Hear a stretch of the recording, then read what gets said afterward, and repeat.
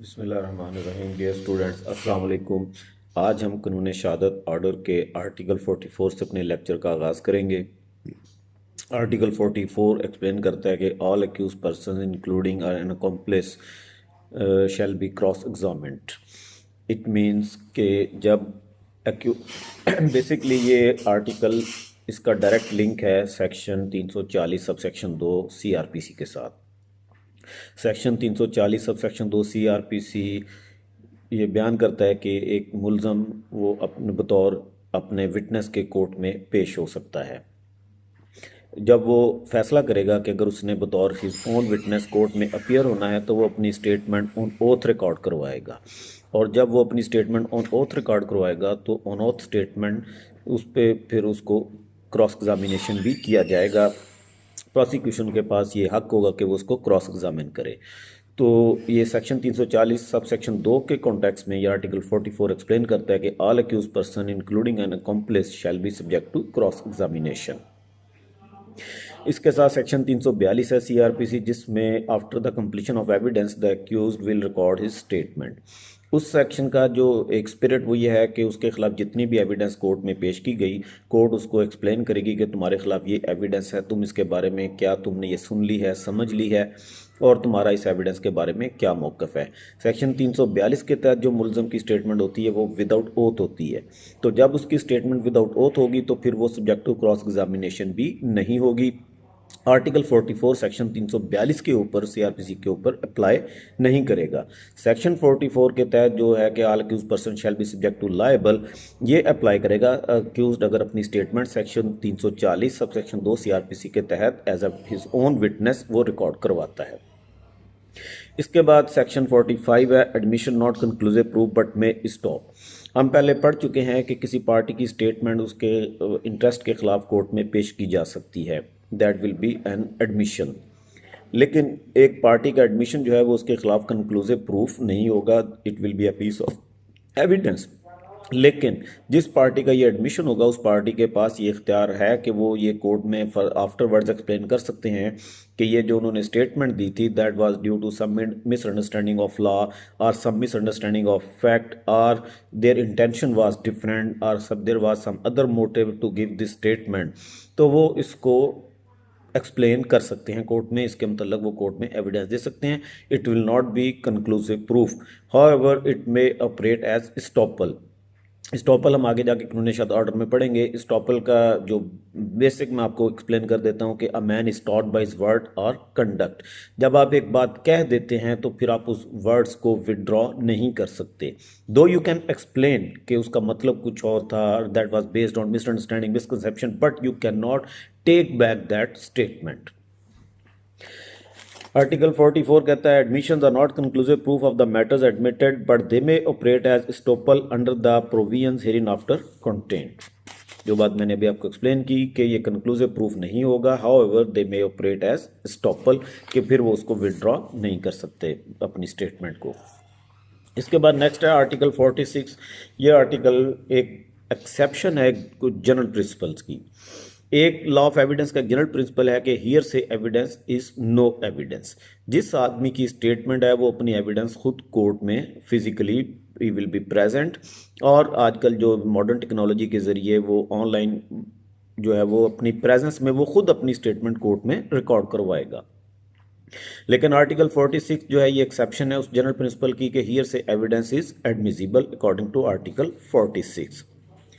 इस आर्टिकल में जो इसका ये है कि अगर चार सिचुएशंस हैं, if the person is dead, जिस आदमी की वो स्टेटमेंट थी इधर रिटन और स्पोकन, ही इज डेड और ही कैन नॉट बी फाउंड, या वो लापता है, उसके बारे में कोई पता नहीं कि वो कहाँ है, और he has become incapable of giving evidence, चाहे वो किसी बीमारी की वजह से, अनसाउंडनेस ऑफ माइंड की वजह से वो एविडेंस देने के लायक नहीं रहा, और his attendance cannot be procured without an amount of unreasonable delay or expense। और कोर्ट ये समझती है कि उसको कोर्ट में अगर बुलाएंगे तो उसमें बहुत ज़्यादा अनरीजनेबल डिले हो जाएगी, अनरीजनेबल एक्सपेंस हो जाएंगे। तो उस सूरत में उस शख्स की स्टेटमेंट जो उसकी जो स्टेटमेंट है इधर रिटन और spoken, that can be produced in the court as evidence. इसका अब हम पढ़ते हैं इस आर्टिकल को। स्टेटमेंट्स रिटन और verbal of relevant facts made by a person who is dead or who cannot be found or who has become incapable of giving evidence or whose attendance cannot be procured without an amount of delay or expense which under the circumstances of the case appears to the court unreasonable are themselves relevant facts in the following cases। अब ये जो statements हैं ये किन किन situations में relevant होंगी। इसमें सब आर्टिकल 1 है when it relates to cause of death. ये आपने एक वर्ड सुना होगा डाइंग डिक्लेरेशन। डाइंग डिक्लेरेशन का मतलब यह है कि अगर कोई शख्स अपने मरने से पहले अपनी कॉज ऑफ डेथ के बारे में कि उसकी डेथ किन हालात के तहत हुई, कैसे हुई, किसने कॉज की, वो जो स्टेटमेंट दे देता है किसी शख्स की मौजूदगी में और उसकी डेथ हो जाती है, तो आफ्टरवर्ड जिस शख्स की मौजूदगी में उसने वो स्टेटमेंट दी थी वो शख्स इसकी स्टेटमेंट को कोर्ट में कोट कर सकता है। अब जो बेसिक प्रिंसिपल है लॉ ऑफ एविडेंस का तो वो ये है कि वो उसकी जो स्टेटमेंट थी वो खुद अपनी स्टेटमेंट को आके कोर्ट में प्रूव करेगा, कोई दूसरा शख्स पेश नहीं कर सकता। लेकिन आर्टिकल 46 के तहत उसकी डेथ हो चुकी है, उसकी स्टेटमेंट को कोई दूसरा आदमी कोर्ट में पेश कर सकता है। That will be relevant, that will be acceptable in evidence. और माजी में डाइंग डिक्लेरेशन को बहुत हाई इंपॉर्टेंस रही है, इसको as a strong piece of evidence एक कंसिडर किया जाता रहा कि जिसके बारे में बिलीव ये किया जाता था कि मरता हुआ शख्स कभी झूठ नहीं बोलता और डाइंग डिक्लेरेशन की बेस पे मुलजम को सज़ा भी सुना दी जाती थी। लेकिन आफ्टरवर्ड्स कई केसेस में ऐसी चीज़ सामने आई कि जहाँ पे मरते हुए लोगों ने भी अपनी दुश्मनी उनकी इतनी शदीद थी कि उन्होंने किसी मुखालफ को गलत तौर पे उसका नाम ले दिया ताकि उससे अपना बदला लेने के लिए। तो अब उसकी डाइंग डिक्लेरेशन की स्टिल इम्पोर्टेंस है, एविडेंशियल वैल्यू है, लेकिन जो प्रूडेंस है वो अब ये डिमांड करती है कि उसको अदर corroborative एविडेंस के साथ मिला के देखा जाए कि क्या जिस शख्स को इन्वॉल्व किया गया है केस में एक्यूज जो है क्या वाकई वो गिल्टी है या नहीं। अब ये सब आर्टिकल 1 आर्टिकल 46 को हम पढ़ लेते हैं। When the statement is made by a person as to the cause of his death और as to any of the circumstances of the transaction which resulted in his death, कि cause of death क्या थी या किन हालात वाक़यात के तहत उसकी डेथ हुई। In cases in which the cause of that person death comes into question, और केस जो है जिसमें ये उसकी स्टेटमेंट पेश की जाएगी उस केस में जो अंडर क्वेश्चन है जिस चीज़ के ऊपर कोर्ट ने एविडेंस लेनी वो है cause of his death. Such statements are relevant, तो उस मुतवफ़ी की डिसीज्ड की statement will be relevant whether the person who made them was or was not at the time when they were made under expectation of death, और जिस वक्त उस शख्स ने मरने वाले ने अपने काज ऑफ डेथ के बारे में वो स्टेटमेंट दी थी, चाहे वो उस वक्त उसको ये अंदाज़ा था कि उसकी डेथ हो जाएगी या उसको ये अंदाज़ा नहीं था, whether he was under expectation of death or not, in both cases his statement will be relevant। and whatever may be the nature of the proceeding in which the cause of his death comes into question, और जो proceedings हैं चाहे वो criminal proceedings हैं या civil proceedings हैं, proceedings कोई भी किसी भी नेचर की हों, जो क्रक्स है वो ये है कि the cause of his death is under question, तो उस सूरत में उसकी statement will be relevant. Sub article 2 है or is made in course of business. अब अगर एक कोर्स ऑफ बिजनेस में एक शख्स अपना रिकॉर्ड मेंटेन कर रहा है, वो उसकी ये जो स्टेटमेंट है ये कोर्ट में पेश की जा सकती है। अब जनरल प्रिंसिपल तो यही है कि जिसकी स्टेटमेंट है वो खुद कोर्ट में आके उसको रिकॉर्ड करवाएगा, लेकिन अगर ऑर्डिनरी कोर्स ऑफ बिजनेस में एक शख्स स्टेटमेंट्स रिकॉर्ड करवा रहा है तो that can be produced in the court. इसके पीछे भी वही प्रिजम्पशन ऑफ ट्रूथ अटैच्ड है। मिसाल के तौर पे जैसे ये बिजनेसमैन है वो अपने एक सेल का, परचेज का, लोन्स का वो रजिस्टर मेंटेन करते हैं। जैसे अगर आप कभी किसी को ये सब्जी मंडी या गल्ला मंडी में कभी जाने का इत्फाक हो तो वो जो आड़ती होते हैं उनके पास एक रजिस्टर होता है, वो उसमें डेली जो है किसकी कितनी जिन्स या सब्जी या फ्रूट उनके पास आया, कितने का सेल हुआ, कितनी पेमेंट उन्होंने इसको ऑनर को कर दी, कितनी पेमेंट बाकी है, कितना एडवांस उन्होंने, वो सारा ये रिकॉर्ड डेली बेसिस पे वो रेगुलरली मेंटेन करते हैं। अब इसमें चूंकि ये एक रूटीन में ये रिकॉर्ड रखा जा रहा होता है तो इसमें प्रिजम्पशन ऑफ ट्रूथ इसके साथ अटैच हो जाती है। अब ये रिकॉर्ड रखने वाला शख्स अगर उसकी डेथ हो जाती है, or he can not be found, or he has become incapable of giving evidence, or his attendance can not be procured, तो उसकी स्टेटमेंट कोर्ट में पेश की जा सकती है। जैसे मैं पहले बता चुका हूँ कि बेसिक प्रिंसिपल तो यह है कि वो अपनी स्टेटमेंट खुद आके कोर्ट में पेश करेगा, लेकिन अगर इस आर्टिकल 46 के तहत उसकी डेथ हो गई है या वो अवेलेबल नहीं है तो वो स्टेटमेंट कोर्ट में रेलेवेंट होगी। इसके बाद सब आर्टिकल 3 है or against interest of maker.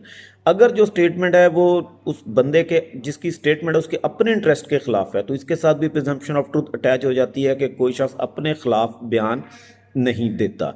तो झूठा बयान कोई शख्स अपने खिलाफ नहीं देगा। जब कोई बंदा अपने खिलाफ बात करेगा तो इट मीन्स कि उसमें कोई वैलिडिटी है, वो बात सच है तो वो कर रहा है। तो अगर उस शख्स के अपने इंटरेस्ट के खिलाफ है तो वो स्टेटमेंट कोर्ट में पेश की जा सकती है, दैट विल बी रेलिवेंट।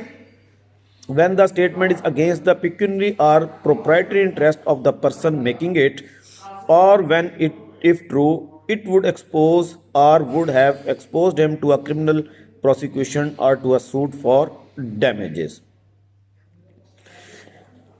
अच्छा, नेक्स्ट है जी सब आर्टिकल 4 और gives opinion as to public right और customer matters of general interest. इसी तरह अगर किसी शख्स की कोई ओपिनियन, कोई उसने स्टेटमेंट दी है, ऐसी स्टेटमेंट जिसमें उसकी ओपिनियन शो हो रही है with relevance to some public custom और जनरल राइट या पब्लिक इंटरेस्ट की किसी चीज़ के बारे में, तो वो स्टेटमेंट भी रेलेवेंट हो जाएगी। वो that can also be produced in the court. When the statement gives the opinion of any such person as to the existence of any public right or custom or matter of public or general interest of the existence or if which it or of which if it existed he would have been likely to be aware, और उसकी opinion ऐसे fact custom या के बारे में हो जो कि अगर वो वाकयातन एग्जिस्ट करता तो इस शख्स के नॉलेज में लाजमी होता। And when such statement was made before any controversy as to such right custom और मैटर हैज़ रीज़न, और स्टेटमेंट उसकी उस वक्त दी गई हो जब उस कस्टम या राइट से मुतल्लक कोई डिस्प्यूट अभी अराइज ना हुआ हो। क्योंकि जब डिस्प्यूट अराइज हो जाएगा तो उस वक्त अगर वो आदमी अपनी स्टेटमेंट देता है तो प्रोबेबिलिटी है कि वो उसने बायसनेस के साथ, एक मोटिव के साथ कोई वो स्टेटमेंट दे। लेकिन जब कोई डिस्प्यूट बिल्कुल नहीं है तो उस वक्त जो स्टेटमेंट देगा वो जनरली उसके बारे में प्रिजम्पशन यही होगी कि वो स्टेटमेंट उसने एक्चुअल और फैक्चुअल दी होगी। तो उस राइट या कस्टम के मुतल्लिक़ कोई डिस्प्यूट अराइज होने से पहले ऐसा शख्स जिसके बारे में ये सर्कमस्टांसेस बताते हों कि अगर वो फैक्ट वाक़तन एग्जिस्ट करता था तो उसके इल्म में लाजमी होता उस शख्स की ऐसी स्टेटमेंट जिसमें उस चीज़ के मुतल्लिक़ राइट कस्टम के बारे में ओपिनियन उसकी ज़ाहिर हो रही हो, वो उसने स्टेटमेंट दी हो, तो that statement can be produced in the court as a relevant fact. Next है जी सब आर्टिकल 6, सब आर्टिकल 5 और relates to existence of relationship. इसी तरह किसी दो अशख़ास के दरमियान कोई ब्लड रिलेशन या कोई legal relation according to marriage और अडॉप्शन से रिलेटेड कोई रिलेशन, उसके मतलब अगर किसी शख्स की स्टेटमेंट है और शख्स ऐसा हो जिसके बारे में ये प्रिजम्पशन हो कि इन दो अशख़ास के दरमियान जो रिश्ता था अगर वो वाक़तन एग्जिस्ट करता था तो इस शख्स के नॉलेज में लाजमी होता। उस शख्स की स्टेटमेंट, और स्टेटमेंट उसने उस वक्त दी हो जब उनके दरमियान अभी कोई रिलेशनशिप का डिस्प्यूट अराइज ना हुआ हो, तो वो स्टेटमेंट भी afterwards to prove that relationship that will be relevant, that can be produced in the evidence. When the statement relates to the existence of any relationship by blood, marriage or adoption between persons as to whose relationship by blood, marriage or adoption the person making the statement has special means of knowledge, and when the statement was made before the question in dispute was raised। तो एक तो शख्स के पास special means हो to know the relationship between the two parties, और उसकी statement उस वक्त दी गई हो जब उनके दरमियान कोई डिस्प्यूट अराइज ना हुआ हो।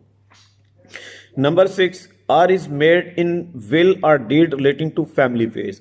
इसी तरह अगर किसी शख्स ने किसी रिलेशनशिप से रिलेटेड, अपने फैमिली रिलेशनशिप से रिलेटेड कोई स्टेटमेंट दी है अपनी विल में, और विल भी उसके अपने फैमिली मैटर से रिलेटेड थी, तो वो स्टेटमेंट आफ्टरवर्ड्स कोर्ट में पेश की जा सकती है to prove that relationship.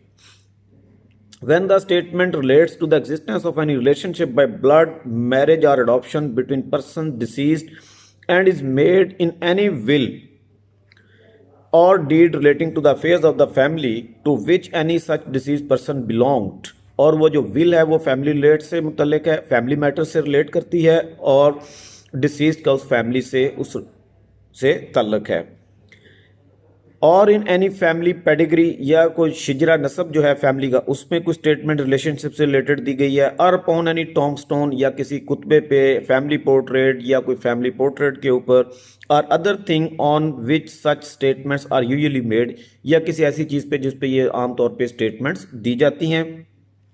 And when such statement was made before the question in dispute was raised, और ये लाजमी है कि ये स्टेटमेंट उस वक्त दी गई हो जब अभी उस रिलेशनशिप से रिलेटेड मुतल्लिक कोई डिस्प्यूट अराइज ना हुआ हो।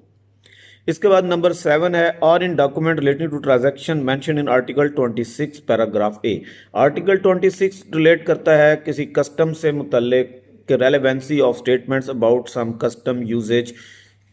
तो अगर किसी शख्स की स्टेटमेंट किसी कस्टम या यूजेज के मुतल्लिक है, उसकी एग्जिस्टेंस के मुतल्लिक है, whether that existed, modified, claimed और डिनाइड, तो उसके मुतल्लिक अगर किसी शख्स की कोई स्टेटमेंट है तो that can be produced in the court as a relevant fact. When the statement is contained in any deed, will or other document which relates to any such transaction as is mentioned in article 26 paragraph A, अगर किसी will में या किसी document में कोई statement जो है वो पे मेंशन की गई है आर्टिकल 26 से इशूज से रिलेटेड जो कि कस्टम या राइट या यूजेज के हवाले से है, तो that will also be relevant. इसके बाद सब आर्टिकल 8 है, or is made by several persons and expresses feelings relevant to matter in question.